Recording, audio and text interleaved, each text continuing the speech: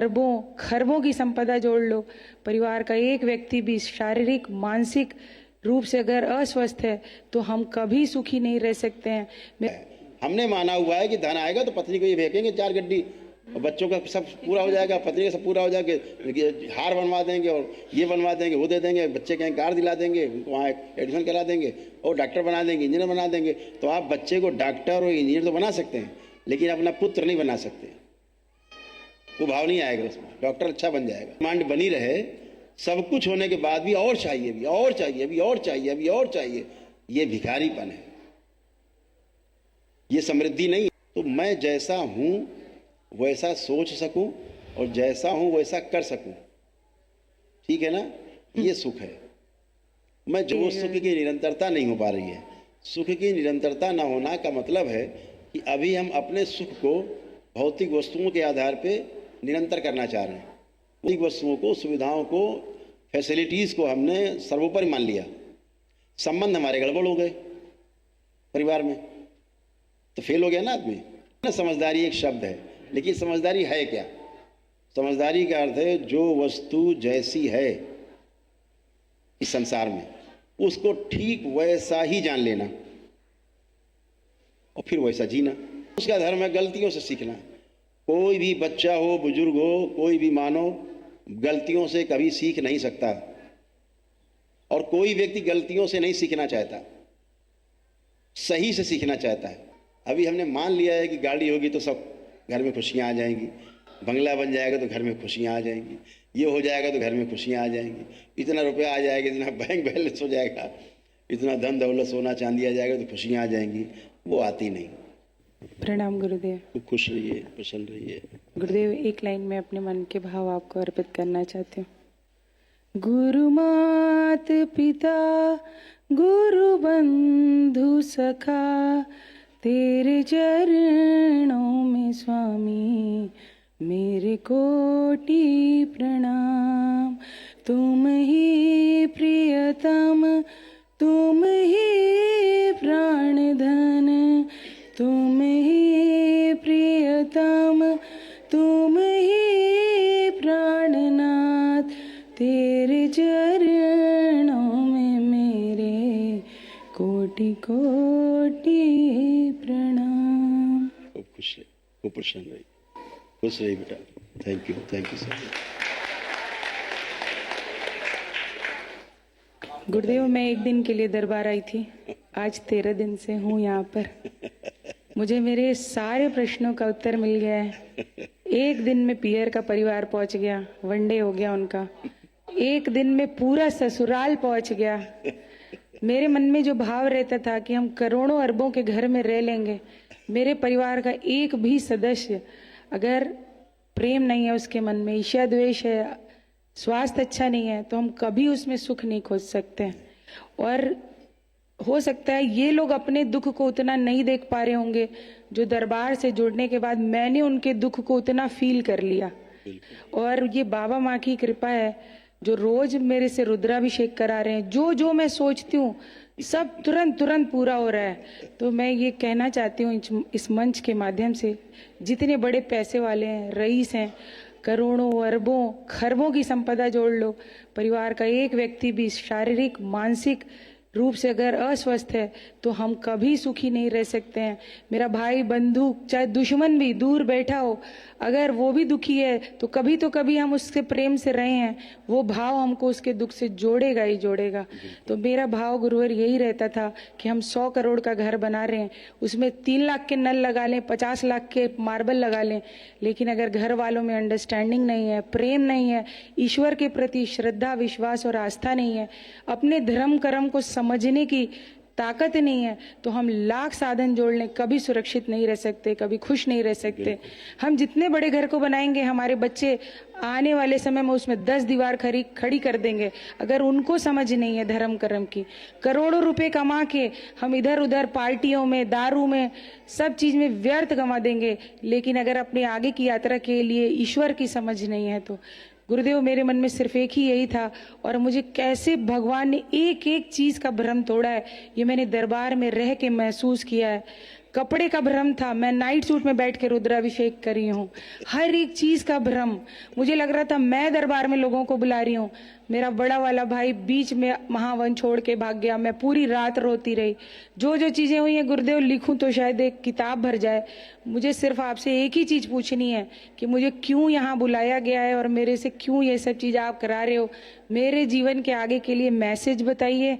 मेरा एक जो लक्ष्य था कि मेरे परिवार के सभी लोग खुश रहें, स्वस्थ रहें और ईश्वर की समझ हो, पैसे का सदुपयोग करें, तो हमारे एक साथ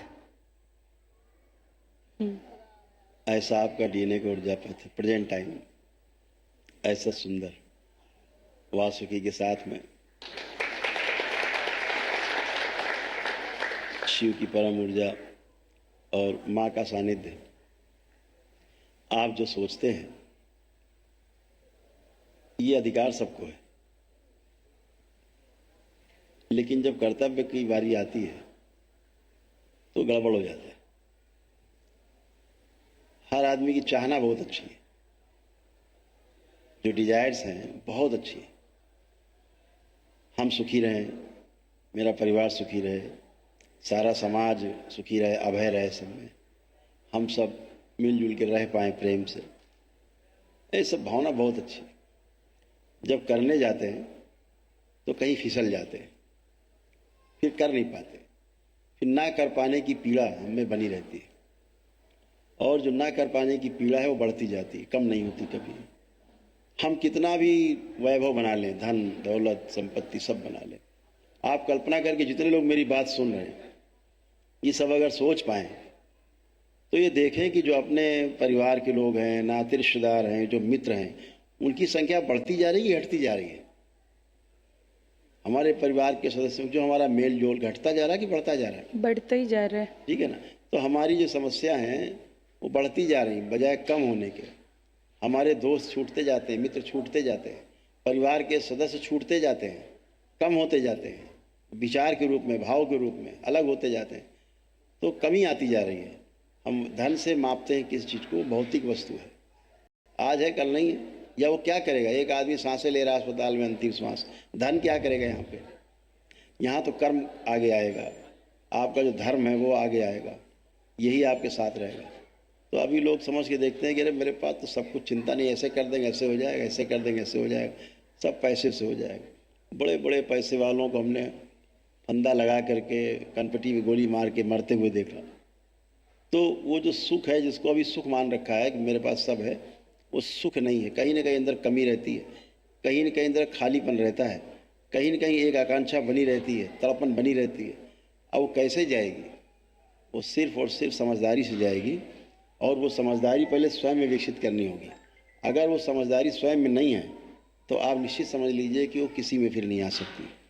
अगर आप में, पेरेंट्स में कोई अच्छी बातें नहीं हैं तो बच्चों में वो अच्छी बातें जाएंगी, ये भूल जाइए, नहीं जाएंगी। ऊपर ही ऊपर होगा सब जो होगा, जरा सा छेड़ दो तो बाहर निकल आएंगे गुस्से से। तो वो अंदर अंदर जो होना चाहिए वो नहीं है, वो बाहरी आवरण बन जाता है। आवरण में आदमी दुखी रहता है अंदर, उसे पता होता है कि मेरा ये आवरण है बाहर, मैं ऐसा हूँ नहीं।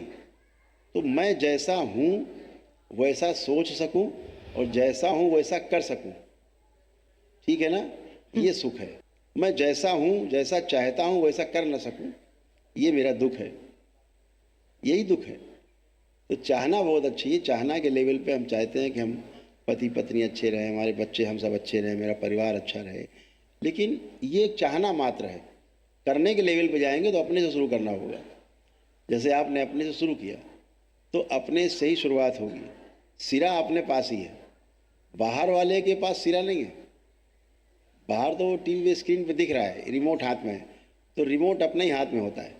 तो अपने से ही शुरुआत होती है, अपने पुण्य होते हैं, अपने जो भाग्य अपना है वो प्रबल रहता है। भाग्य का अर्थ होता है कोई खीर का कटोरा नहीं है भाग्य। भाग्य का अर्थ है कि जो हम अपने कर्म में भागीदारी करते हैं, उस भागीदारी से जो भाग्य फल निकलता है उसे भाग्य कहते हैं, ठीक है ना। परिस्थितियाँ बनती उसे भाग्य कहते हैं। तो भागीदारी करके फिर आप अपना भाग्य निर्मित करते हैं, अपना प्रारब्ध बनाते हैं, उस आधार पे आप जुड़ते ही जुड़ते हैं सही ऊर्जा से। तो आपके अंदर जो एक आकांक्षा थी कि ऐसा हो पाए, ऐसा हो पाए, काश ऐसा हो पाए, और बड़ा इनोसेंटली आप चीज़ों को सोच पाती थी। तो उसको आपका भाव ही चाहिए और कुछ नहीं चाहिए, आपका भाव चाहिए। तो जब भाव से भाव जुड़ता है तो ऊर्जा खींचती है फिर अपनी तरफ, और जब आपको खींचती है तो आपके द्वारा सब में फैलती है, जहाँ जहाँ तक आपकी सोच होती है, तो सब अच्छा ही होता है। तो दरबार की यही व्यवस्था है, वैदिक प्रक्रिया है। आप देखते हैं कि जब चाहे अकेला ही व्यक्ति क्यों ना आए, परिवार में 10 लोग हों और 9 के बारे में संकल्प करता है, अपना करता है, वो भी स्वस्थ होता है, परिवार के लोग भी स्वस्थ होते हैं। तो वो फैलता है, फैला इसलिए क्योंकि आपकी सोच वहाँ तक है। तो बहुत अच्छा है कि आप कर पाए, बाबा माँ से जुड़ पाए, भोलेनाथ और माँ की कृपा से आप जुड़ पाए, और ये हमेशा बना रहे। सब स्मृतियाँ जो बाहरी थी सब नष्ट हुई, गंदगी गई, और सभी लोग प्रकाशित हैं। आप लोग इसी प्रकार ऊर्जा से भरे हुए हैं। कोई भी एक नकारात्मक विचार आप लोगों में नहीं, किसी प्रकार का शेष, एक भी विचार किसी के लिए भी नहीं शेष, एकदम साफ सुथरे होकर के खड़े हैं। क्योंकि नकारात्मकता ही रोग है, सकारात्मकता ही स्वास्थ्य है। अगर आप सकारात्मक हैं तो आप स्वस्थ हैं, आप नकारात्मक हैं तो आप अस्वस्थ हैं। सिंपल, यही क्राइटेरिया, यही आपका पैमाना है जांचने का कि अगर हम सकारात्मक हैं, एवरीथिंग इज पॉजिटिव, देन हम सही, हम स्वस्थ हैं। जरा सा भी कहीं निगेटिविटी आ रही है मतलब हम अस्वस्थ हैं। लोग बाहर देखो ना किस लेवल पे हैं, कि बाहर हज़ारों लोगों के बीच में रहते हैं, लाखों लोगों के बीच में रहते हैं। बहुत परिवारों को जानता हूँ मैं, घर में जूते चल रहे हैं। आप घर में फेल हैं, आप बाहर कभी पास नहीं हो सकते। पास का मतलब संतुष्ट नहीं हो सकते। अगर आप घर में असंतुष्ट हैं, आप भाई 4 सोपान है, सुख, शांति, संतोष और आनंद, ठीक है ना। ये 4 से क्रॉस हो जाओ तो परम आनंद। तो अभी इन 4 के पहले ही वाला कॉलम जो है, सुख जो है, वही निरंतर नहीं हो पा रहा है। कभी सुख, कभी दुख, कभी दुख, कभी सुख। सही तो वो है। सुख की निरंतरता नहीं हो पा रही है। सुख की निरंतरता न होना का मतलब है कि अभी हम अपने सुख को भौतिक वस्तुओं के आधार पे निरंतर करना चाह रहे हैं, वो होगा नहीं। सुख की निरंतरता आपके भाव विचार के आधार पर होगी। तो 2 चीज़ें हैं ना। अभी हमने मान लिया है कि गाड़ी होगी तो सब घर में खुशियाँ आ जाएंगी, बंगला बन जाएगा तो घर में खुशियाँ आ जाएंगी, ये हो जाएगा तो घर में खुशियाँ आ जाएंगी, इतना रुपया आ जाएगा, इतना बैंक बैलेंस हो जाएगा, इतना धन दौलत सोना चांदी आ जाएगा तो खुशियाँ आ जाएंगी। वो आती नहीं। ये सब आ जाने के बाद भी लगता है खाली है, फिर भी जूते चल रहे होते हैं। किसी कभी बात की, भौतिक वस्तुओं की कमी ना होने के बाद भी अंदर उठा पटक जारी। दिन भर 4 बार सोचती घर की महिलाएं, पंखे का सदुपयोग कर लें क्या, इससे अच्छा तो जीना बेकार है। तो ये सब जो आ रहा है, ये दिखाता है कि आप अस्वस्थ हैं, और ये नहीं आ रहा है तो मतलब आप स्वस्थ हैं। तो परिवार में पहले अपने से शुरू करना होता है। अगर हम स्वस्थ हैं तो हम एक प्रेरणा के स्रोत बनते हैं। हमारा आचरण हमारे परिवार के लोगों में फैलता है। देखते हैं परिवार के लोग कि कैसे जी रही मम्मी मेरी पत्नी कैसे जी रही है, तो प्रेरणा मिलती है। उस प्रेरणा के आधार पर उनमें भी आचरण आपका फैलता है। अगर आप उनसे इनोसेंटली बात कर पाते हैं, उनसे आप बहुत प्रेम से बात कर पाते हैं, निश्चित रूप से वो भी आपसे इनोसेंटली बहुत प्रेम से ही बात कर पाएंगे। अगर आप क्रोध में बात करते हैं तो प्रत्युत्तर में वैसे ही जवाब आना है, ये तय है। जितना जोर से बॉल दीवार मारे उतनी तेज वापस आनी है। तो पहले अपने आचरण में आता है, फिर परिवार में फैलता ही है। जो आपके आचरण में आया परिवार में फैला। तो आप सौभाग्यशाली हैं कि आप बाबा माँ से जुड़ पाए, दरबार से जुड़ पाए, और सब नकारात्मकता बाहर है, और आपका संकल्प काफ़ी पूरा हुआ है, बचा हुआ पूरा होगा, वो भी अच्छा होगा सब। जी गुरुदेव। खुश रहिए। गुरुदेव, मैं यहाँ बैठी थी, ये राम दरबार की फोटो लगी, मुझे लग रहा है दरबार भी मेरे ही लिए बनाया है, ये सब चीज भी मेरे ही लिए हो रही है। ऐसे ही है। नवरात्र के पहले दिन मैं यहाँ सोच रही हूँ, रो रही हूँ, मैं कह रही हूँ क्यों बिठाए हो मुझे यहाँ, बताओ, मुझे समझ नहीं आ रही है। और फोटोग्राफर दुकान खुलवा के अपनी एलईडी की माँ की फोटो मैंने पीडीएफ भेजा, और घर पे माँ बैठी, और रोज सब चीजें हो रही है। मैं कह रही हूँ अरे मुझे मेरा पर्पस बताओ, मुझे क्यों बुलाए हो यहाँ, क्या करना चाहते हो, क्यों करवा रहे हो। रोज रात को रो के सोती थी गुरुदेव। जिस दिन ये भजन चला कि माता के लिए कि कोई तुम मेरी झोली भर दो, मैं चीख चीख के सबसे कह दूं कि ये पत्थर नहीं है, उस दिन पूरी रात रोई कि पहले मुझे तो बताओ कि तुम पत्थर नहीं हो, तब तो मैं अपने वालों को चीख के बता दूं। लेकिन गुरुदेव हर एक प्रश्न का उत्तर मिला है। हर एक कमी कमजोरी को कैसे दूर करना है। जैसे आपने अपना एक किस्सा बताया था कि मैंने गलती की और बाबा का पैर पकड़ लिया। मैं हर गलती कर रही थी, यहाँ पे रह के महसूसता हो रही थी, उतनी कस के मैं आपका पैर पकड़ रही थी। अब नहीं छोड़ूंगी, तुम चाहे कितना लात जूते मारो, मैं छोड़ के जाने वाली नहीं हूँ। पहले दिन आई थी, करते करते 12 दिन हो गए, मुझे पता नहीं चला। कोई पूछता है कितने दिन से हो, मैं कहते पता नहीं, देख लो कौन सी डेट थी, क्या कर रही हो पता नहीं, जो वो करा रहे कर रही हूँ। ये सब मुझे बेवकूफ़ समझते थे हस्बैंड और बेटी, कहते इनके पास तो बस पैसे आ जाए ना तो इनको भावुक बना के कोई भी बुद्धू बना सकता है। लेकिन मुझे पता था गुरुदेव कि पैसे से बुद्धू बनना आसान है। अगर कितना करोड़ों लुटा के भगवान मिल रहा है तो पकड़ लो पकड़ लो पकड़ लो। खुश रहो बेटा। थैंक यू गुरुदेव। खूब खुश रहिए बेटा। और बताइए, स्वस्थ हैं आप लोग? पूरी कोई कष्ट तो नहीं शेष? गुरुदेव इनका गुटका सब गुटका मास्टर रहता है। खुश प्रणाम गुरुदेव। खूब खुश रहिए, प्रसन्न रहिए। बताइए। पर गुरुदेव, एक मेरे पेट प्रॉपर साफ नहीं होने का और एक झुक के बैठने की हैबिट पड़ी हुई है, और एक गुटका मतलब जैसे लगता है कि मैं खुद मन से नहीं छोड़ रहा हूँ, कोई ऐसा नहीं है ज़बरदस्ती, जैसे टाइम पास के लिए ज़बरदस्ती खा लेता हूँ। हाँ, पर ऐसी कोई मेरे को नीड नहीं लगती, पर लगता है कुछ नहीं कर रहे हैं तो ये डाल लें, ऐसा होता है। कोई बात नहीं, नेत्र बंद करें, आंखें बंद करें। जो इन्होंने कहा इनका संकल्प बना पूर्ण कर दिया जाए। प्रहार 4 टन नशे के लिए प्रेरित करने वाली सभी स्मृतियां नष्ट कर दीजिए। शुद्धि चित्त में जितनी नकारात्मक रोगी स्मृतियां नष्ट कर। शुद्धि 3 बार बोलिए ओम नमः शिवाय। ओम नमः शिवाय, ओम नमः शिवाय, ओम नमः शिवाय। शुद्धि। प्रहार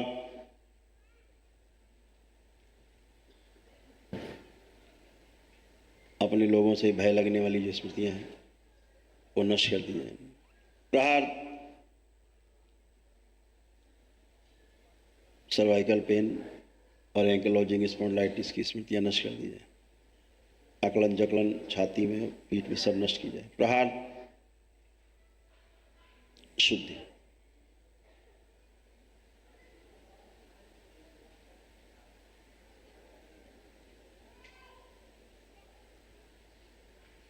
जो फेफड़े अंदर श्रिंक हो रहे हैं, जिसके कारण से फेफड़े फूल नहीं पाते, वो सभी स्मृतियां नष्ट की जाए। प्रहार शुद्ध कर दी जाए। ऑक्सीजन की मात्रा बढ़ाई जाए, रक्त में सक्रिय कर। 3 बार बोलिए ओम नमः शिवाय। ओम नमः शिवाय, ओम नमः शिवाय, ओम नमः शिवाय। नेत्र खोलिए, अपना बंधन कीजिए। आप उठ बैठ के चेक करिए अपने आप को, ऐसे। अब आप बच्चों की तरह हो गए, 4-5 साल के बच्चों की तरह, बिल्कुल ऐसे 10-12 मार ली बैठ के। अब आगे झुक के जमीन छुइए। आपकी स्पाइन भी बहुत अच्छी हो गई। आपको एंक्लोजिंग हो रहा था, आपकी रीढ़ की हड्डी बहुत कड़ी होती जा रही थी, स्पाइन उनकी टाइट होती जा रही थी। हाँ, इतने नीचे नहीं झुक पाते थे आप। माइक पे बोलो। गुरुजी पहले तो मैं केवल ये हाँ, यहीं तक जाते थे क्योंकि एंक्लोजिंग हो रहा था आपको। रीढ़ की हड्डी आपकी ना अकड़ती जा रही थी। आपकी रीढ़ की हड्डी अकड़न हो रही थी। रूटिंग ऑफिस चेयर पर बैठने पर भी ऐसे बैठने की आदत पड़ गई थी। हाँ, अब आप बैठिए, अब आप बैठिए जमीन में। अब आप बैठिए, बैठ पाएंगे आराम से, ऐसे इत्मीनान से। आप खड़े हुइए। ऐसे आप नहीं बैठ पाए कभी ना, ऐसे खड़े हो पाए, हाँ है ना। तो एंक्लोजिंग स्पॉन्डिलाइटिस एक लाइलाज रोग है, असाध्य है, इसका संसार में कोई इलाज नहीं। लेकिन अभी आपका वो 75% फिनिश हो चुका है। बहुत सारा अकड़न जकड़न बनी रहती थी, बहुत जकड़ा हुआ था, आप झुक ही नहीं सकते थे नीचे, ऐसे था। बढ़िया है, आनंद करिए, ऐसे ही लेपन जरूर कर लीजिएगा थोड़ा सिरोनाभि पे आप लोग, ठीक है। खुश रहो। गुरुजी इनकी एक चीज ठीक कर दीजिए, इनको ना पैसे का मुझे लगता है बहुत लालच रहता है अंदर में। नहीं, अब मैं बताता हूँ, पैसे का लालच बुरा नहीं है। हाँ, मतलब कुछ करने को पैसा बोलो, कमाना पूजा है। पाठ तो नहीं, अभी नहीं, बाद में, तुमको ये सब फालतू रहता हाँ, ये है। बात है कि इनके अंदर सुविधाओं के प्रति ही केवल लालसा हाँ, थी बस वही। कि सुविधा आ जाए तो सब ठीक हो जाएगा, पैसा आ जाए तो सब ठीक हो जाएगा। चलिए पैसा आपके पास खूब आ जाए, ये लोग आपसे बात न करें ऐसा पैसा गुरुजी कोई काम का नहीं। तो फिर पर गड़बड़ हो गुरुजी गया ना। 4 भाइयों का परिवार है, 15-16 जने का, है ना। सबसे छोटा हूँ। हाँ। पर पूरी कमान मेरे हाथ में है, इसलिए सब चीज़ों के एंगल से सोचता हूँ। हाँ, इसलिए इनको वो ऐसा आपका लगता है। सोचना ठीक है, लेकिन मैं किसी चीज़ के संबंध- लिए रोकता नहीं हूँ। नहीं, वो ठीक है, वो भौतिक स्तर पे आप सोचते हैं। अभी मैं दूसरी बात कह रहा हूँ। धन है, पद है, बल है, है, है। ये सारा कुछ बना हुआ है, लेकिन बुद्धि गायब है। धन भी है, पद भी है और बल भी है, हैं? सही है। सब कुछ है, लेकिन बुद्धि गायब है। अभी आदमी क्या सोचता है ना कि मैं ये काम करता हूँ, इतना कमाता हूँ, मैं बड़ा बुद्धिमान हूँ। एकदम बेवकूफ़ है वो आदमी। यहाँ बुद्धि काम नहीं करती है, यहाँ बुद्धि का कोई रोल ही नहीं है। जो आप सोचते हैं ना आप लोग कि हम बुद्धि लगा के काम कर रहे हो, मैंने ये कमा लिया, मैंने वो पद पा लिया, मैंने ये बना लिया, मैंने बॉडी, ये कोई बुद्धि से नहीं होता। ये स्किल है और ये भौतिक रूप से होता है। भाव विचार आपके गड़बड़ हैं, ये सब आपका गड़बड़ है।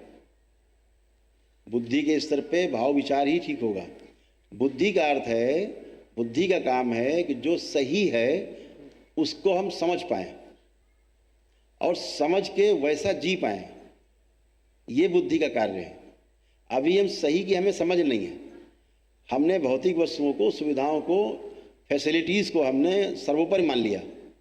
संबंध हमारे गड़बड़ हो गए परिवार में, तो फेल हो गया ना आदमी। संबंधों को निभाने के लिए ही तो, सुख के लिए ही तो सब कमा रहा है, और वही गड़बड़ हो गए तो आपका धन तो बेकार हो गया। ये तो कोई भी खाएगा, आज आपका, कल किसी के पास चला जाएगा। संबंध ही गड़बड़ हो गए आपके। तो संबंध के लेवल पे धन भी चाहिए हमें संबंध भी हमारे अच्छे चाहिए, और ये दोनों तब हो पाएंगे संतुलन में जब हमारे अंदर समझदारी होगी, हमारे अंदर समाधान स्वयं के लिए होगा। हम स्वयं को ठीक से जान पाएंगे तो ही हम दूसरे को ठीक से जान पाएंगे।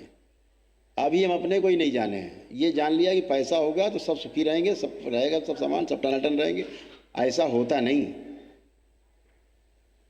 आप भले ही जो कमाते हैं 10% कमाएं, 90 ना कमाएं, तब भी ये परिवार आपका सुखी रहेगा। इनके साथ अगर समय व्यतीत करेंगे, आप बैठेंगे, सुख दुख में एक दूसरे से बात करेंगे, तो 4 रोटी की जगह 1 रोटी में ही काम चल जाएगा।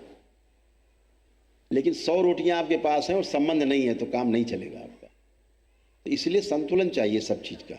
मैं नहीं कहता कि धन नहीं चाहिए, धन खूब चाहिए, लेकिन धन का सदुपयोग हो, और उस धन का सदुपयोग बुद्धि से होगा।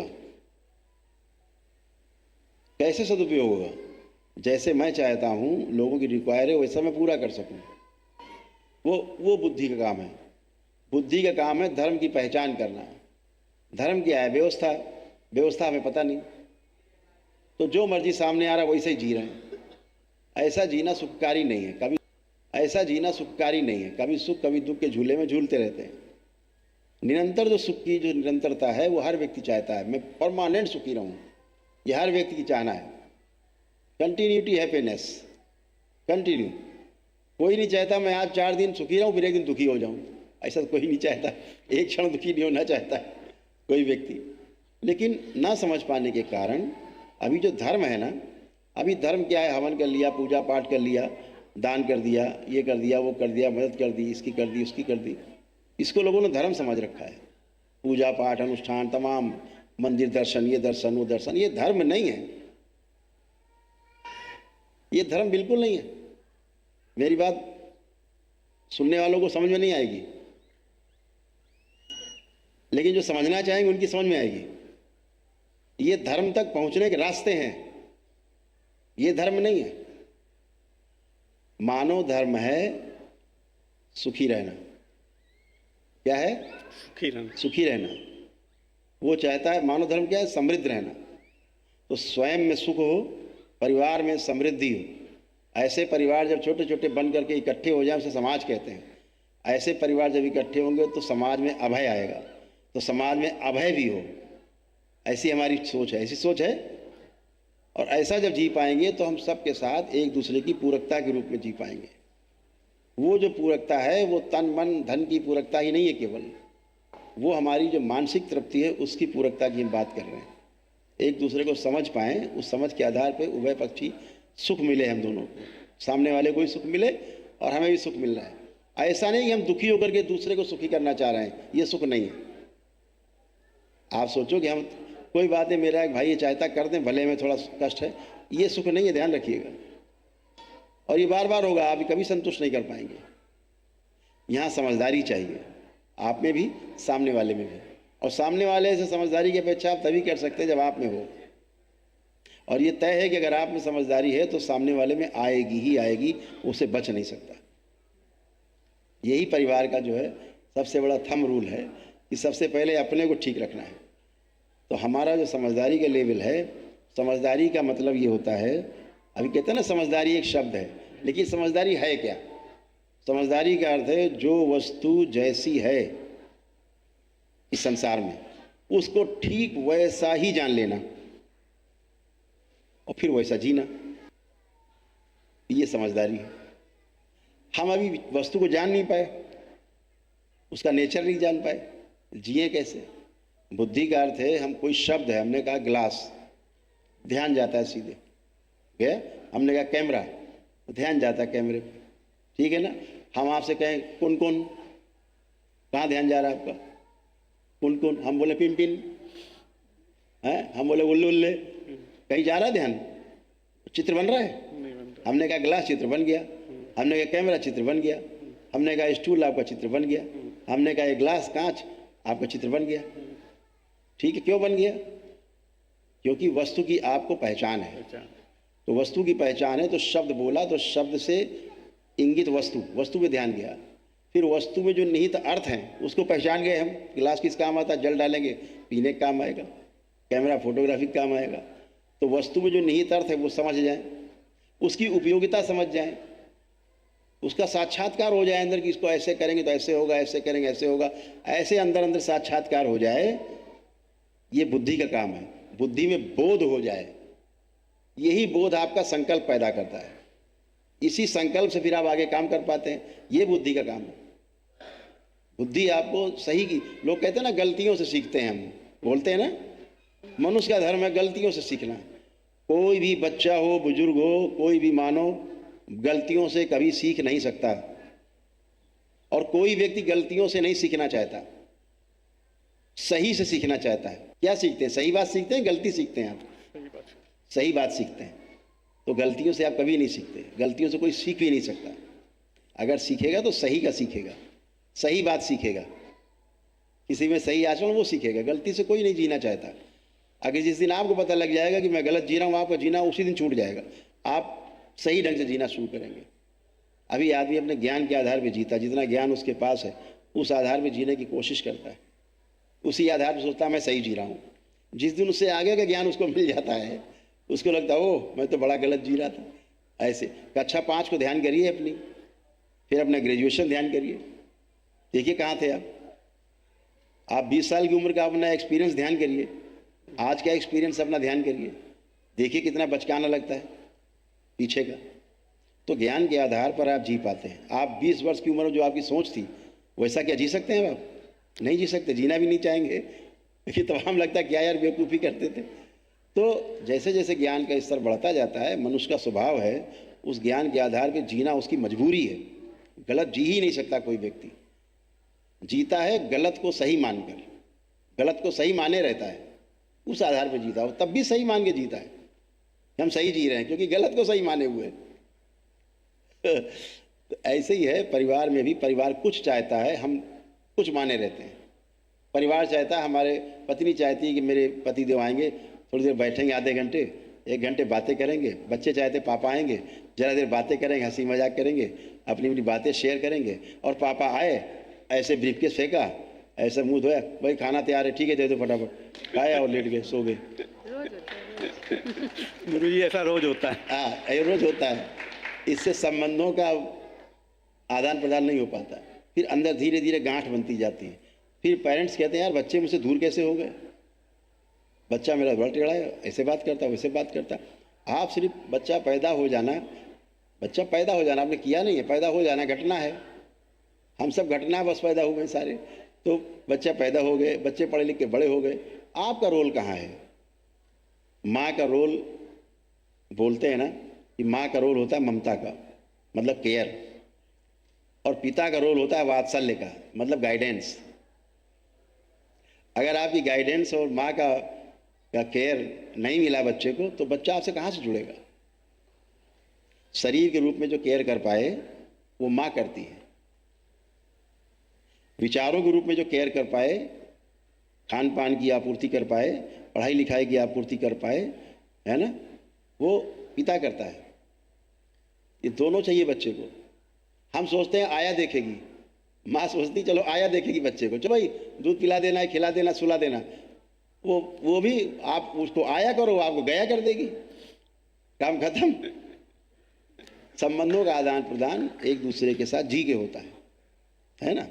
तो हम जो भी कुछ करते हैं अगर अपने परिवार के साथ शेयर करते हैं बैठ के, उसका मज़ा ही अलग है, उसका आनंद ही अलग है। तो हम ऐसा कर नहीं पाते। क्यों नहीं कर पाते? क्योंकि हमने अभी गलत को सही माना हुआ है। हमने माना हुआ है कि धन आएगा तो पत्नी को ये फेंकेंगे 4 गड्डी, और बच्चों का सब पूरा हो जाएगा, पत्नी का सब पूरा हो जाएगा, हार बनवा देंगे और ये बनवा देंगे, वो दे देंगे, बच्चे कहीं कार दिला देंगे, उनको वहाँ एडमिशन करा देंगे और डॉक्टर बना देंगे, इंजीनियर बना देंगे। तो आप बच्चे को डॉक्टर और इंजीनियर तो बना सकते हैं, लेकिन अपना पुत्र नहीं बना सकते। वो भाव नहीं आएगा उसमें। डॉक्टर अच्छा बन जाएगा, इंजीनियर बन जाएगा अच्छा, उससे क्या होगा? बच्चा ही परेशान रहेगा जिंदगी भर। डॉक्टर होने का मतलब ये नहीं कि बीमारियां आपको नहीं आएंगी, ये कोई थंब रूल नहीं है ना। आप डॉक्टर हो गए इसका मतलब नहीं कि बीमारियां आप पे नहीं आएगी। वो तो भौतिक शरीर, उसकी डिमांड अलग है। इस शरीर को जो चलाता है, इसके पीछे जो जीवन है, उसकी डिमांड कुछ और है। उसकी डिमांड अनलिमिटेड है जो शरीर को चला रहा है, और जो शरीर है इसकी डिमांड लिमिटेड है। अभी आप भोजन करने बैठेंगे, आप कितना खा सकते हैं? 1 थाली, 2 थाली, 3 थाली, कितना खा जाएंगे? कहीं तो एनफ होगा। अरे भैया बस, अच्छा एक रसगुल्ला खा लीजिए, अच्छा खा लिया, फिर एक आ जाए, अरे एक और खा लीजिए, अरे भाई मेरा पेट भर गया, अरे आप खा लीजिए, तीसरा आ जाए, आप फेंक देंगे थाली वाली। भैया ले जाओ यार, ये मारोगे क्या जान से? शरीर की लिमिट है। लेकिन कोई आपके पैर छू रहा है सुबह शाम, लाइन लगी रहे सुबह से लेकर रात तक, सोने से जागने तक, जागने से सोने तक पैर छूते रहे लोग, दंडवत करते रहे, आप नहीं थकेंगे? हाँ बहुत अच्छा है, महामंडलेश्वर बन गए, छूते रहिए पैर। क्योंकि जो जीवन है वो अनलिमिटेड है, उसकी जो प्यास है वो अनलिमिटेड है। सम्मान उसको चाहिए, सम्मान अनलिमिटेड चाहिए, देते रहो। सोते में पैर छूते रहे लोग, ये भी भावना है। तो वो अनलिमिटेड है। तो उस अनलिमिटेड के साथ ये लिमिटेड जब जुड़ा रहता है तो यहाँ भी अनलिमिटेड का प्रभाव आने लगता है कि इतनी संपत्ति चाहिए, कितनी चाहिए, अनलिमिटेड हो जाए। अरे भाई उसका अनलिमिटेड से कोई लेना देना नहीं है। ये भिखारीपन है, ये भिखारीपन है। और की डिमांड बनी रहे, सब कुछ होने के बाद भी और चाहिए, भी और चाहिए, अभी और चाहिए, अभी और चाहिए, ये भिखारीपन है। ये समृद्धि नहीं है, ये प्रॉस्पेरिटी नहीं है। प्रॉस्पेरिटी का अर्थ होता है कि जो मुझे चाहिए मैं पीछे देख लूं अपने, कि मेरे पास मेरी आवश्यकता से अधिक है, ऐसा भाव आ जाना, ये प्रॉस्पेरिटी है। उसके बाद कुछ भी आप कमा रहे हैं उससे कोई दिक्कत नहीं, आने दो। लेकिन एक भाव के रूप में आपके अंदर तुष्टि रहनी चाहिए, संतुष्टि रहनी चाहिए कि मेरे पास मेरी आवश्यकता से अधिक है। कभी आपको तनाव नहीं आएगा, चाहे कितना नुकसान पीछे हो जाए। अरे कोई बात नहीं, हो गया नुकसान, अब भी मेरे पास मेरी आवश्यकता से बहुत अधिक है। करोड़ों भरा हुआ है, 100 करोड़ भरा हुआ है, 1 करोड़ नुकसान हो गया, फांसी लगा ली। अरे भैया बड़ा नुकसान हो गया, रोते घूम रहे। अरे भाई 99 करोड़ भरा पड़ा है, भी आपकी आवश्यकता से अधिक है, उधर ध्यान ही नहीं जा रहा है। तो वर्तमान में है ही नहीं, भूतकाल में जी रहे हैं, भविष्य की चिंता में जी रहे हैं। वर्तमान से विरोध बना हुआ है, वर्तमान से विरोध करके हम नहीं जी सकते। इसलिए दरबार यही करता है कि आपका भूतकाल का द्वार बंद करता है, भविष्य की चिंता का द्वार बंद करता है और वर्तमान में लाता है। इसीलिए बार बार सबसे कहता हूं मैं कि वर्तमान में रहो, वर्तमान में देखो। अगर आप वर्तमान में नहीं रह सकते तो ये आपका अस्वास्थ्य है, ये स्वास्थ्य नहीं है। तो ऐसे ही है कि हम जीने के लेवल में मानव सुख धर्मी है, सुख चाहता है। सुख है क्या उसका पता नहीं, मानव का लक्ष्य क्या है पता नहीं, हम क्यों पैदा हुए, हम क्या चाहते हैं पता नहीं। बस गाड़ी बंगला घर ये वो हो जाए, उससे संतुष्टि होती नहीं। उससे हो जाए तो आदमी और की मांगने की प्रयास ना करे, और की डिमांड नहीं होनी चाहिए। फिर भी डिमांड बनी रहती है। वो डिमांड जीवन के साथ बने रहने की बनी रहती। जीवन और जो शरीर है एक अनलिमिटेड का पार्ट है, एक लिमिटेड का पार्ट है। दोनों की डिमांड अलग अलग है, हम दोनों को मिक्स करके बैठे हैं। वो समस्या की जड़ है। जिस दिन दोनों अलग अलग करके देखने लगेंगे कि शरीर की इतनी ज़रूरत है और जीवन की इतनी ज़रूरत है, जिस दिन ये बात समझ में आ जाएगी उस दिन बात क्लियर होती है। अभी जैसे अभी वो कराना था हमको दरबार, जैसे प्रवचन होता है। अब आदमी प्रवचन कर रहा है, जीने में नहीं है, प्रवचन करता है कि आचरण में नहीं है। सुनने वाले भी इसका क्या प्रभाव पड़ेगा? बोलेगा अरे वाह वाह गुरुजी ने बहुत अच्छा, आज बहुत अच्छा बोले। बोलेगा क्या कर लिया आपने? बोले के गोले छूटे और बात खत्म हो गई, घर पहुंचते पहुंचते झगड़ा फिर चालू। ठीक है ना? बोलने वाले के आचरण में आना चाहिए। जैसे भी तमाम अभी दरबार ने कराया कि हर महीने कराते हैं, शिविर कराते हैं, दरबार निःशुल्क महावन कराता है, निःशुल्क वनडे कराता है। उन लोगों को जिनको कैंसर है और तमाम बीमारियां असाध्य हैं, दरबार कराता है। अभी 26 को भी है। तो अब उनसे हमें बात करनी थी, ये कहना था कि भाई जब सूर्य अस्त हो जाए तो उसके बाद फिर भोजन ना करने से शरीर को सुख मिलता है। शरीर में जो एक्स्ट्रा रहता है सूर्यास्त के बाद फिर भोजन ना करने से, केवल जल पे रहने से प्रातःकाल तक जो गंदगी रहती है वो जल भुन जाएगी अंदर और बाहर हो जाएगी, सुबह एग्जिट हो जाएगी, और ये जो एक्स्ट्रा हो गया वो गल जाएगा ऐसे। अब ये मैं खुद नहीं करता था, तो 3 दिन में डिले हुआ, मुझे 3 दिन डिले हुआ। उनसे ही बात बोलने में 3 दिन रोक के रखा सबको। ये सारे बच्चे सोच रहे गुरुजी बात क्यों नहीं कर रहे इनसे, और मैं खुद ये बात मुझे बोलनी थी कि ऐसे जीना है। अब मैं वैसा जीता नहीं तो मुंह से निकलता भी नहीं। जब मैं ऐसा कर पाया 3 दिन, तब मैंने तीसरे दिन यहाँ बैठ के बोला कि भाई शाम को उस सूर्यास्त के बाद भोजन ना करने से सुख होता है। ये मेरे आचरण में था तो बोल पाया। और मेरा भी एक नियम बन गया कि मैं सूर्यास्त के बाद अब जल के अलावा कुछ लेता नहीं, अब मेरा नियम ही बन गया अभी। तो ऐसा मैं बोल पाता हूँ। बोल क्यों पाता हूँ कि मेरे आचरण में है। आज मेरे आचरण में होगा, लोग जानते हैं हाँ गुरुजी वैसा करते हैं तो जरूर कोई अच्छी बात होगी, तो दूसरे के आचरण में आएगा। अब गुरुजी बैठ के व्यंजन उड़ा रहे हैं शाम को, 56 प्रकार के व्यंजन खा रहे हैं, आपको कह रहे हो भाई उपवास करो, ऐसे नहीं चलेगा। तो जीने के रूप में जब हम जाते हैं तो हमारे आचरण में ही जो है बच्चों में वही ट्रांसफर होता है। हम लोग जब वर्कशॉप लेते थे, बच्चों की IIT वगैरह में जाते थे, चारों सेमेस्टर में कहीं न कहीं जाना होता था, बच्चे तमाम सुसाइड करते थे, तो उनमें जाते थे, वर्कशॉप करते थे हम लोग एक सप्ताह की। लास्ट डे इवेलुएशन होता था। इवेलुएशन वाले दिन जो है पेरेंट्स को बुलाया जाता था कि आप लोग भी आओ। ज़्यादातर बच्चे IITian होते थे। अब उस हमारे जो गुरु भाई लोग होते थे सब बैठते थे, तो उनसे पूछा जाता था पेरेंट्स से, अपने बच्चे को कैसा बनाना चाहते हो? तो लिखते थे बच्चा सदाचारी बने, दानी हो, ये हो, वो हो, धार्मिक हो, माता पिता की सेवा करे, परिवार का ये करे, वो करे, दुनिया भर का उसमें पूरे 2 बोर्ड भर जाते थे। जो कुछ बोलता जाता था उसको लिखा जाता था बोर्ड पे। अगर आप वो बोर्ड पढ़ लें तो ऐसा लगेगा हर आदमी अपने बच्चे को भगवान बुद्ध बनाना चाहता है। तो कहते थे वो तो बहुत अच्छी बात है, बनाना चाहते हो, तो ऐसे चाहते हो? हाँ। तो हम लोग पूछते थे क्या ये आप में है जो आप बच्चे से चाहते हो, ये क्या आपके अंदर है?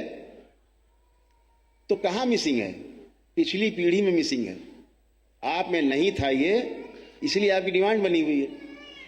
आप में नहीं था इसलिए बच्चों में आपको दिख रहा है खालीपन, और इसीलिए बच्चों में आया नहीं क्योंकि आप में नहीं था। अगर ये आपके आचरण में होता तो बच्चों के आचरण में अपने आप ही ट्रांसफर हो जाता। आप जैसा खाते हैं बच्चा वैसा खाने पीने लग गए, आपने सिखा दिया। आप जैसा पीते हैं बच्चा वैसा पीने लग गए। बच्चा आप जैसा व्यवहार करते हैं बच्चा वैसे व्यवहार करने लग गया। यही तो हुआ ना, बाकी आप में था नहीं तो नहीं आया। अब इसके लिए तो बच्चा दोषी है कि पिछली पीढ़ी दोषी है? तो उसके पीछे की पीढ़ी दोषी है। ये जो नई जनरेशन है ये दोषी नहीं है। ये तो जानना चाहती है, समझना चाहती है, सीखना चाहती है। हमारे अंदर है ही नहीं क्वालिटी। मेरे आचरण में नहीं, जीऊँ कैसे मैं? मेरे में समझदारी नहीं, बच्चे पे कहाँ से चली जाएगी? तो बच्चे कहाँ से सीखेंगे? गूगल से, टेलीविजन से, अपना मोबाइल है उससे सीखेंगे। अब बच्चे माता पिता से और किसी महापुरुष से नहीं पूछते, गूगल चाचा में डालते हैं प्रश्न, गूगल चाचा जरा बताना ये कैसे बनेगा पास्ता? गाय चाचा ने बता दिया। अब वैसा जी रहे। अब वो स्वाद देख रहा है, गूगल स्वास्थ्य नहीं देख रहा है, क्योंकि आपका भाव नहीं जुड़ा उससे। तो भोजन हो तो हम स्वास्थ्य के लिए भोजन करते हैं कि स्वाद के लिए करते हैं? स्वादिष्ट भी हो और स्वास्थ्य के लिए भी हो, ऐसा हो। यानी हमारा भौतिक स्तर भी अच्छा हो और हमारा मानसिक स्तर भी अच्छा हो, दोनों अच्छा हो। मेरे पास धन मेरी आवश्यकता से अधिक हो तो उसका हम सदुपयोग कर पाएं, ऐसी बुद्धि हमारी हो। और ये सब आएगा सत्संग से, ये आएगा पीछे की पीढ़ी से, उसके पीछे से आएगा। वैसा कोई जीता हो तो आएगा। भाई गुरु का मतलब क्या होता था? गुरु का मतलब होता था जिंदा प्रमाण। मेरे सामने गुरु बैठा है, जिंदा प्रमाण है ये। अगर ये ऐसा जी पा रहा है तो निश्चित हम भी वैसा जी पाएंगे। इसीलिए तो गुरु होता था, ताकि आश्वस्ति बनी रहेगी, यस गुरु जी ऐसा कर पा रहे मैं भी कर सकता हूँ। उनके भी 2 हाथ 2 पैर, ये 2 आंखें 2 कान नाक, तो वैसे मेरे भी हैं, तो मैं भी कर सकता हूँ। तो आश्वस्ति आती है, उससे प्रमाण होता है। माता पिता प्रमाण होते हैं तो बच्चों में आश्वस्ति रहती है। माता पिता प्रमाण बन नहीं पाते। प्रमाण क्यों नहीं? अनुभव नहीं है। तो ऐसे हमेशा परिवार को समझने के लिए हम लोग जब वर्कशॉप चलाते थे, उस वर्कशॉप में ना बहुत कुछ समझ में आता है, बहुत कुछ समझ में आता है। लेकिन क्यों कि मनुष्य तो समझने से ही समझेगा। ये जैसे कुत्ता बिल्ली पैदा होता है ना, तो उसकी मेमोरी उसके साथ में आती है, उसे सिखाना कुछ नहीं है।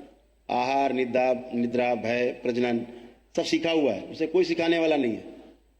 क्या खाना है, क्या नहीं खाना, किससे दूर रहना है, किससे बचना है, किसको मार के खाना है, ये उसको पता है पहले से, इनबिल्ट है उसकी मेमोरी में। लेकिन मनुष्य के बच्चे में इनबिल्ट नहीं है, उसे सिखाना पड़ेगा। नहीं तो चूल्हे में जाके हाथ घुसेड़ देगा, सांप पकड़ के काटने लगेगा, खुद ही खा जाएगा सांप को मार के। उसे पता ही नहीं सांप काट लेगा तो मर जाते हैं। तो जो माता पिता में आचरण होते हैं, बच्चों में सिखाते हैं, हाँ भैया सांप से दूर रहना है, आग से दूर रहना है, ऐसे ये तो जैसे से ज्ञान आता जाता है, बच्चा वैसे वैसे एक्ट करता है। इसीलिए डॉबरमैन हो, जर्मन शेफर्ड हो, उसका लिखा हुआ है कि भाई जर्मन शेफर्ड, आप डालिए गूगल में, जर्मन शेफर्ड के जरा बताइए गुण, हॉबी बताइए, सब लिखा है। वो चाहे आज पढ़ो चाहे 100 साल बाद पढ़ो, उनके गुण वही रहेंगे, चाहे 100 साल पीछे चले जाओ, वही गुण है, वही चाहना, वही उनकी हॉबी है ना।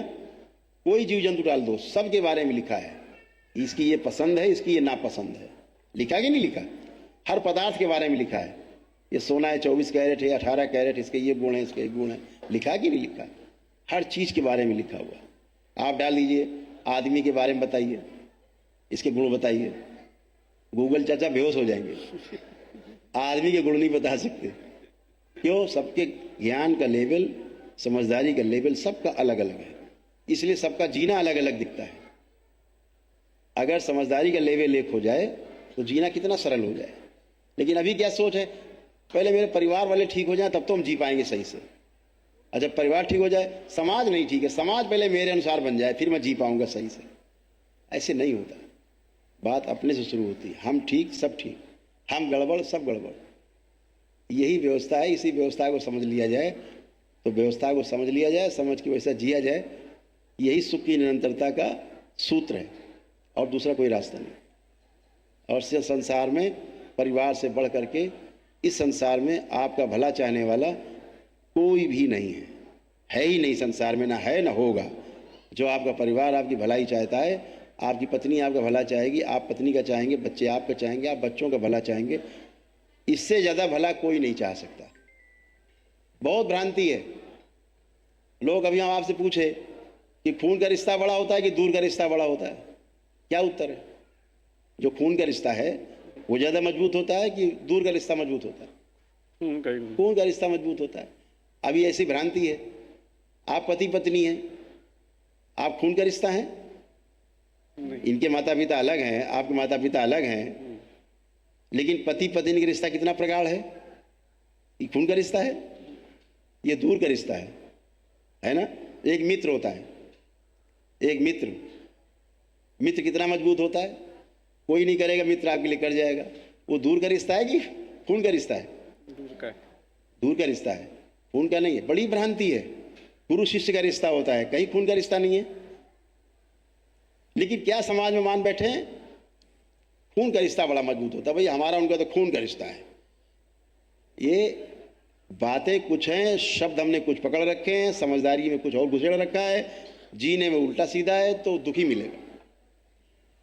हम आपसे दिन भर डिस्कस कर सकते हैं, 10-15 दिन डिस्कस ही कर सकते हैं इस तरह से, जहां आपके भ्रम तोड़ सकते हैं कि मन में मान कुछ रखा है कुछ। तो इसलिए समझदारी से ही जो है परिवार चलता है, और समझदारी से ही स्वयं का विकास होता है और समाज का विकास होता है। तो धन भी चाहिए और सारी फैसिलिटी चाहिए, लेकिन संबंध भी हमारे मजबूत चाहिए। परिवार हमारा सर्वोपरि है, जहाँ हम संबंधों को जीना सीखते हैं। तो बहुत अच्छा है आप लोग दरबार से जुड़ पाए और बाबा माँ की शरण में आ पाए। आपका कल्याण हो सबका मंगल हो, खुश रहिए। अच्छा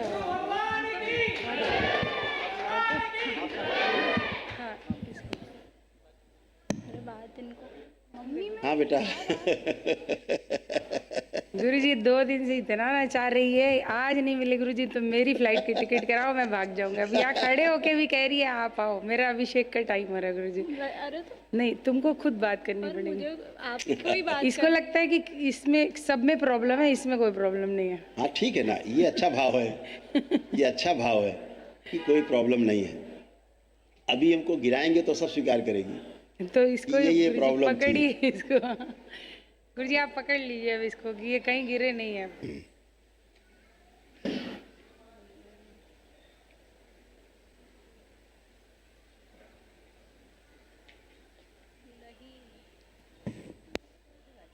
अरे पर मुझे कुछ बात ही नहीं करनी यार मम्मी आप अभी बताते हैं, बस 1 मिनट।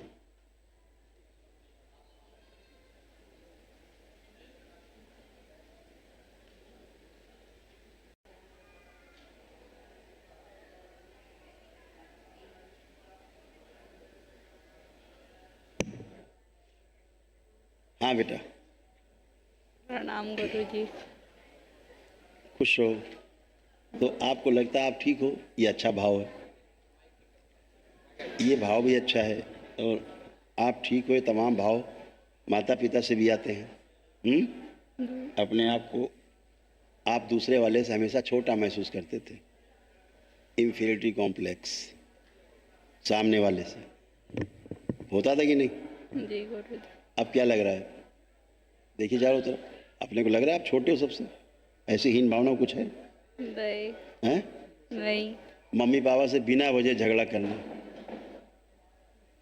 कोई वजह नहीं, फिर भी झगड़ा करना। जब गुस्सा आना तो बहुत आना, एकदम पैनिक अटैक,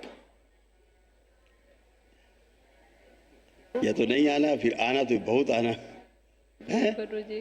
तो ये सब जितनी चीज़ें थी, अपने चेहरे से संतुष्टि नहीं होना, अच्छा नहीं लगना चेहरा अपना ही शीशे में, हाँ जी गुरु। ऐसा फील होता था। सोशल एंजाइटी थी, लोगों के बीच बैठ के घुल मिल नहीं सकते थे आप, जी ये सोशल एंजाइटी थी, है ना? तो ये भी आपकी नष्ट हो गई। अपने कष्टों को दूसरे से नहीं बोल पाना, अपनी बात को मम्मी पापा से भी शेयर नहीं कर पाना, अपने कष्टों को। ऐसा होता था नहीं होता था? सभी से भय लगना, है ना? जी तो ऐसे तमाम स्मृतियाँ थी, चिड़चिड़ापन बना रहना, और आपको लगता था कि मम्मी पापा हमारी बात को समझते नहीं हैं, है ना? हम जो समझाना चाह रहे हैं इनकी समझ में नहीं आता है। क्रोध आता था इसी बातों से, आँखों में जलन होना, खुजली होना, पेट में नाभि के नीचे पेन आना, दर्द आना होता था, ऐसे सब ये सब होता था। भोजन से अरुचि हो जाती थी, भोजन ठीक है आया थोड़ा खाया छोड़ दिया, नहीं इच्छा होती, मन कर रहा भूख लग रही लेकिन नहीं खाना, ऐसे अरुचि बन रही थी आपको, ठीक है? बाहर की चीज़ें पसंद थी, जी गुरुजी। बाहर का पिज्ज़ा बर्गर ये वो, इसका बहुत आपको शौक, लेकिन घर का नहीं खाना, पेट में जलन बनी रहना, ऐसे तमाम चीज़ें गिना सकते हैं जो आप में तमाम चीज़ें थी जो अब शेष नहीं है। लगता कुछ है? नहीं है। जैसे आप माने बैठे थे कि हमें तो कुछ है ही नहीं, तो ऐसे मानने से जीवन चलता नहीं है। मानी हुई चीज़ को अगर जान लिया जाए तो भ्रम दूर हो जाता है, और ये मनुष्य का स्वभाव है, हर मानी हुई चीज़ को जानना चाहता है, नहीं जान पाता, ये उसकी सफलता नहीं मिलती उसको, इतनी बात है। गुरु नहीं मिलता, गुरु का मतलब जो मास्टर है जो उसको जानता है, अगर वो मिल जाए तो आप भी जान जाओगे। अब सामने वाला गुरु ऐसा जो खुद ही नहीं जानता चीज़ों को, तो आपको कहाँ से जनाएगा, है ना? तो माता पिता में जो आता है वो आप में आएगा ही आएगा, जो आप संपर्क आपके रहते हैं संगति से, वो आप में आएगी आएगी। तो अब ये सब गंदगी गई, ये सब नष्ट हुई, और तमाम चीज़ें जो हम शेयर नहीं करेंगे आपसे, सब चीज़ें नष्ट हुई हैं, ठीक है ना? बहुत चीज़ें जो हम शेयर नहीं करना चाहेंगे। आंखें बंद करो आप। ओम। इसका जो सूक्ष्म शरीर बहुत छोटा है, बड़ा किया जाए शरीर से दूर बड़ा, हीन भावना नष्ट कर दीजिए, आत्मविश्वास और बढ़ा दीजिए। 3 बार बोलो ओम नमः शिवाय। ओम नमः शिवाय, ओम नमः शिवाय, ओम नमः शिवाय। पहले से आँख खोल लो, बंधन खींचो 3 बार। है नहीं। कोई बात नहीं, ऐसे 3 बार हाथ फेर दो, 3 बार हाथ रगड़िए वहाँ पे, बांध लेना। अच्छा, अब देखिए आपको कोई, जितने लोग बैठे हैं, कोई हीन भावना आ रही है कि आप इनसे छोटे हैं? नहीं आ रही। अब आप चलेंगे तो आपको लगेगा कि आप फीलिंग आएगी कि हम बड़े हैं। पहले आपको फील आता था कि हम छोटे हैं, इसीलिए सबसे कॉम्प्लेक्स होता था, है ना? सब चला गया। मेरे सामने आने से भय लगता था, अब भय लग रहा। खूब खुश रहिए, खूब प्रसन्न रहिए, स्वस्थ रहिए। गुरुजी अभी ये पढ़ाई के लिए बाहर जा रही है, तो लंदन भेजूं कि दुबई भेजूं इसको? ये आप सब जगह जा सकती है, जहाँ इसकी इच्छा हो वहाँ जा सकती है। जी गुरुजी। और अमित की गुरुजी मुझे ऐसा अब ये लगता है हैंडल कर लेगी सब। कर लेगी ना गुरुजी? अमित को देख के मुझे ऐसा लगता है कि ना तो ये मेरी बात ठीक से सुनते हैं, ना समझते हैं, ना समझ के उत्तर देते हैं। ऐसा ही था, मैं कहती हूँ क्या बरबर करते हो, मुंह में समझ ही नहीं आती है ठीक वो से, बताओ। पहले ऐसा ही था, अब ऐसा नहीं है। थैंक यू गुरुदेव, सारे प्रश्नों का उत्तर देने के लिए थैंक यू, 100% विशेष पूरी करने के लिए थैंक यू, खुश रहो। करोड़ बार, अरबों अरबों बार प्रणाम। थैंक यू बेटा, खुश रहिए, खुश रहिए। कृपया दरबार के ऑफिशियल चैनल को सब्सक्राइब जरूर करें।